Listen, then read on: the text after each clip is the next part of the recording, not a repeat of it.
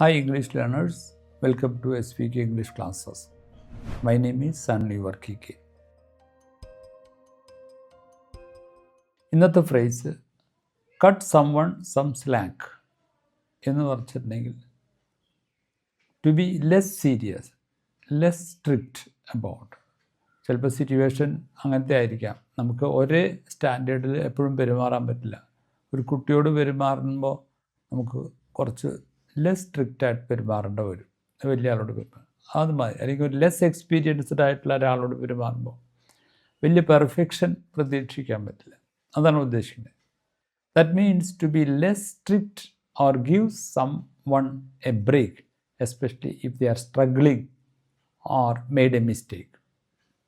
ഈ സിറ്റുവേഷനിലാണ് നാം എങ്ങനെ ഇരിക്കണം എന്നാണ് ഉദ്ദേശിക്കുന്നത്. ഒരു എക്സാമ്പിൾ പറയാം, അപ്പോൾ കുറച്ചും കൂടി അത് ക്ലാരിഫൈഡ് ആവും. She is new at the job, so cut her some slack if she makes a few errors. കുറച്ച് എറേഴ്സ് അല്ലെങ്കിൽ മിസ്റ്റേക്സ് വരുത്തുക എന്നുള്ളത് സ്വാഭാവികമാണ്.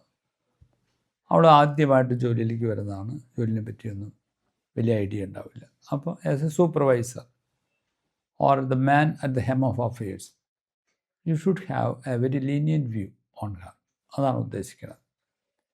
വേറെ എക്സാമ്പിൾ പറഞ്ഞാൽ, I was late because of traffic. Can you cut me some slack this time?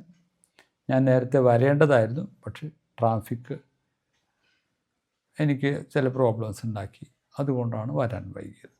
The teacher cut the students some slack because it was their first day. ആദ്യമായിട്ട് വരുന്ന കുട്ടികളാണ്, എല്ലാം ആ ഓർഡറിലാകണമെന്നില്ല. അപ്പോൾ അവർക്ക് കുറച്ച് കൺസെഷൻ കൊടുത്തു. ഈ ഫ്രേസ് നിങ്ങൾക്ക് മനസ്സിലായി കാണും എന്ന് വിചാരിക്കുന്നു. Thank you for watching the video.